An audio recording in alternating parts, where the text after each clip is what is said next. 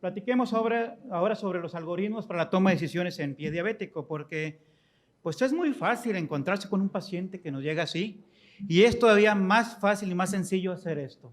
Dedo negro, quítalo. Y no conforme con eso, el paciente empeora y termina siendo una excelente amputación transmetatarsiana, pero con una evolución tan terrible como esta. Y aún así creen que con agüitas milagrosas y medicamentos pueden rescatar esto. Entonces, ¿qué es lo que está sucediendo? ¿Por qué sucede este tipo de situaciones? Dirán ustedes, es una persona inexperta, pero fue un cirujano. Algo debe de saber de pie diabético. Pero aparte de cirujano, también es podiatra. Algo debería de saber de pie diabético. Entonces, ¿qué es lo que está sucediendo? El problema principal es que el problema nunca estuvo en el dedo. Realmente el problema siempre estuvo abajito de la rodilla, un problema arterial que no fue identificado, el paciente se identifica el problema, se hace la operación de bypass, se recupera el tejido, pero ¿qué sucede? Es demasiado tarde para volver a tratar a ese paciente porque hubo una pérdida exagerada de tejido. Salvó el pie, cuando realmente debió haber salvado hasta los deditos. Entonces, ¿qué sucede? Sucede que a pesar de que somos especialistas en otras áreas, no hacemos una evaluación inicial sistemática de la herida. Por lo tanto, a un diagnóstico equivocado, un tratamiento erróneo. Lo que se debe hacer simplemente, antes de tomar cualquier decisión, hay que contestar las siguientes 10 preguntas. ¿Dónde empezó la lesión? ¿Qué caras y figuras están afectadas? ¿Cuántas zonas están afectadas? ¿Qué grado de isquemia tiene el paciente para que no se les pase esos deditos negros? ¿Qué grado de infección tiene? Si es que la hay, existe edema y neuropatía. ¿Qué profundidad tiene la lesión? ¿Cuánto mide y en qué fase se encuentra? Si ustedes contestan estas 10 preguntas, evidentemente estarán haciendo el triage del sistema latinoamericano San Elian y podrán determinar perfectamente bien contra qué nos estamos enfrentando. De tal manera que el mismo sistema nos dice qué tipo de ataque agudo estamos presentando el paciente en base a los factores agravantes y por lo tanto podremos tener una mejor visión de lo que el paciente tiene y podremos tomar mejores decisiones. Por ejemplo, con la neuropatía. Una neuropatía inicial, pues evidentemente es un paciente en donde el manejo va a ser puramente médico, control de la glicemia, control del dolor si está presente, y solamente en aquellos casos donde se comprueba que hay un verdadero atrapamiento del nervio, pues haremos lo que el doctor Irving nos platicó el día de ayer, ¿verdad? Un destrechamiento de esa área del túnel para que quede liberado y corrija ese problema. Bien, entonces hay que tener un control adecuado, igual que en la neuropatía avanzada, donde hay ausencia de sensibilidad, no hay mucho que podamos ofrecer en estos casos, pero hay que tener cuidado cuando presentamos ahora sí un paciente que entra a una etapa más avanzada. La neuroosteopatía de Charcot, recordar que antes de que se presente el Charcot agudo, estos pacientes pueden estar en un estadio 0, que son aquellos pacientes que tuvieron un esguince, un golpe, y se ha demostrado que con el paso del tiempo terminan por desarrollar un Charcot. Entonces hay que tenerlos bajo vigilancia. Ahora sí, tenemos un ataque agudo puro por neuropatía, aquellos pacientes que tienen un estadio de Charcot agudo, en donde el tratamiento principalmente va a ser dejar que ese paciente no camine, controlar el edema, los yesos de contacto total, y esta etapa generalmente va a durar un mes. Por lo tanto, el yeso de contacto total sigue siendo válido, aunque en la actualidad tenemos otros apósitos que pueden servir, como el molde San Elian 1 y 2.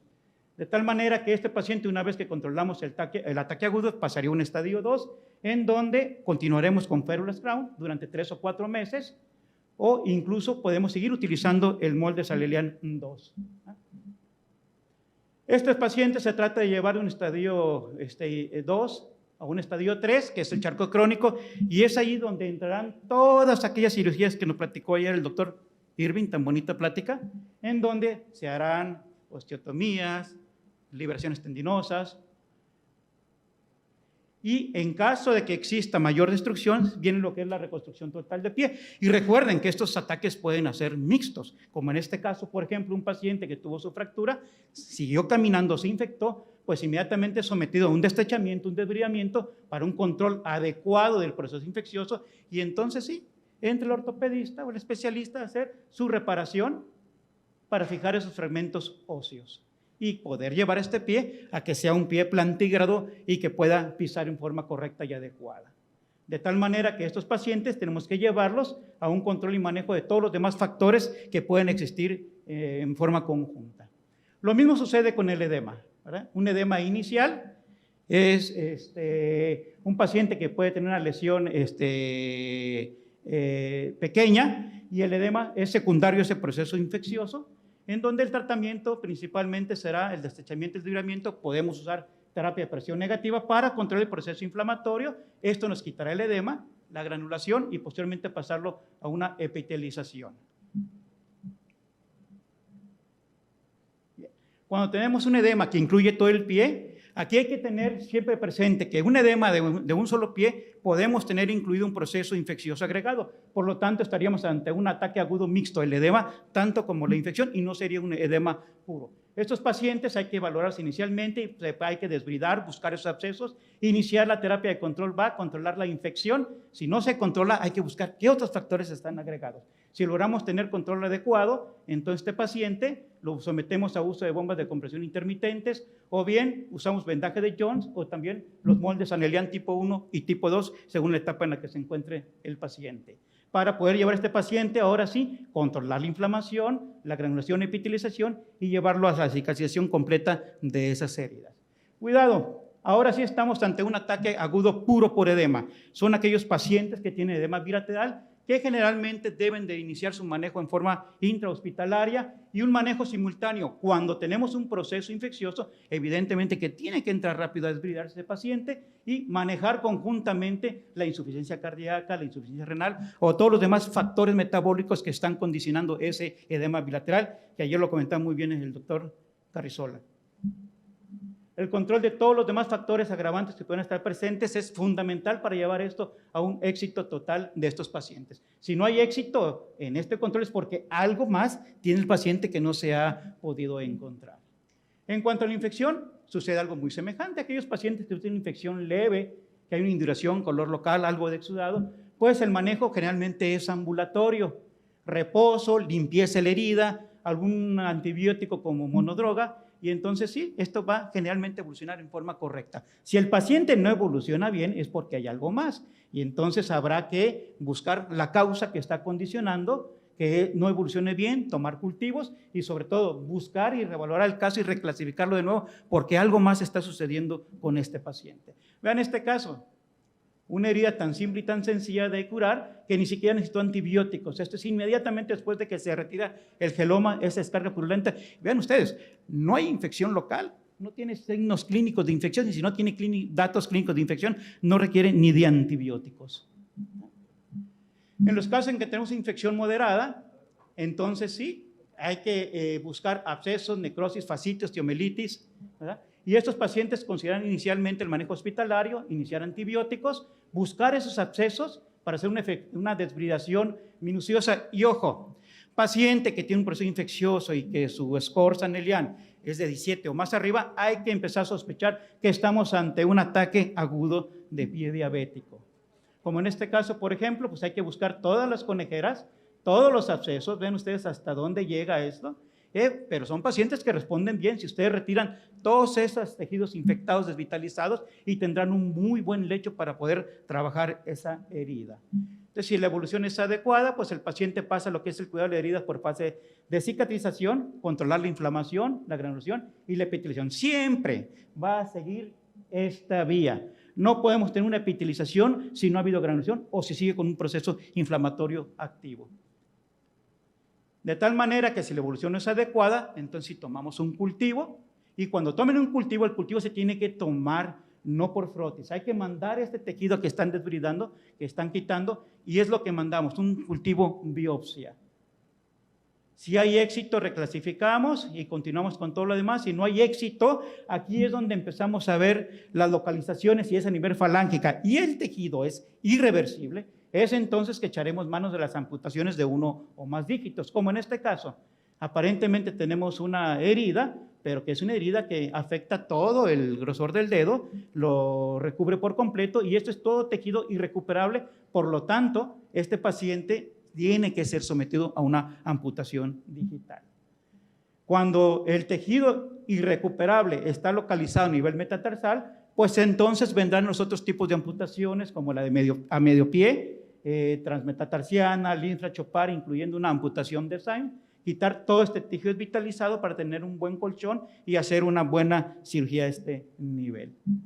Si el paciente mejora, pasamos ahora sí a llevarlo al resto de las etapas de curación. Y si no hay éxito, recuerden, si un paciente no está evolucionando bien, hay que volver a revalorar el caso porque algo más estamos pasando por alto.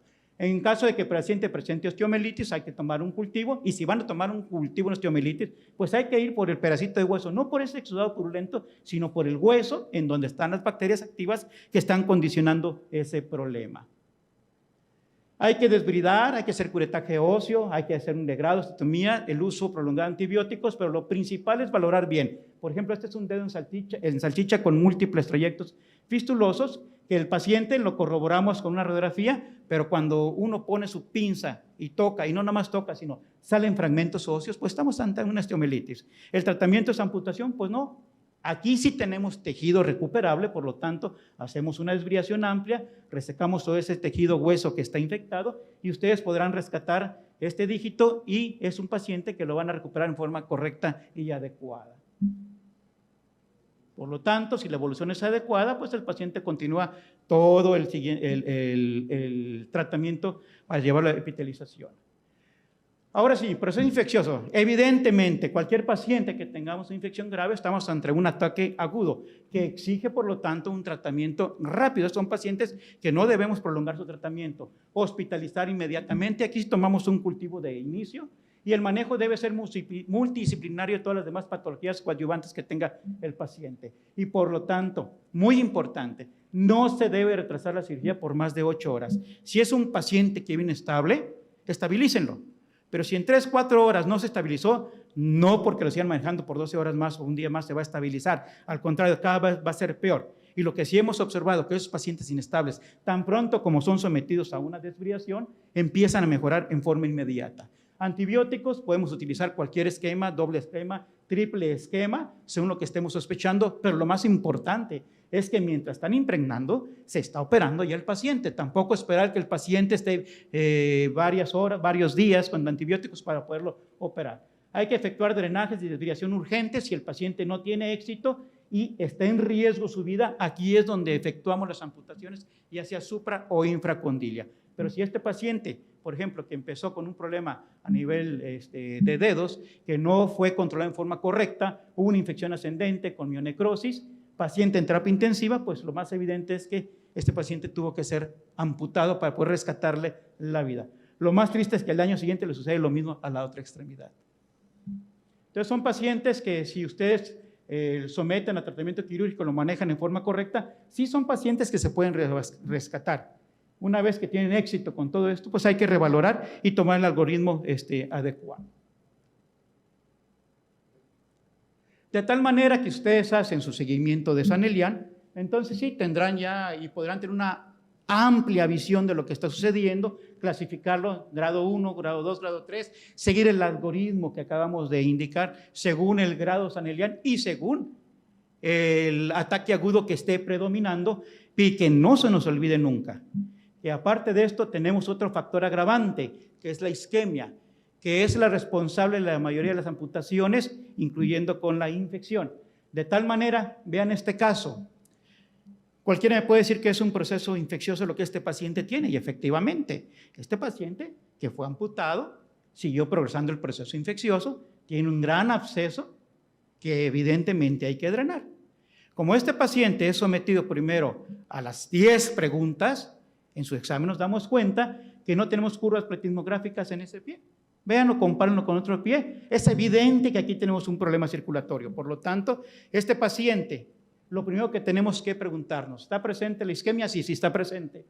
¿Hay un ataque agudo por infección? Si no lo hay, entonces sí pasamos a un protocolo de revascularización. ¿Qué es lo que tenía al principio? Un dedito negro que amputaron para que no se infectara y entonces sí se infectó y es lo que tenía.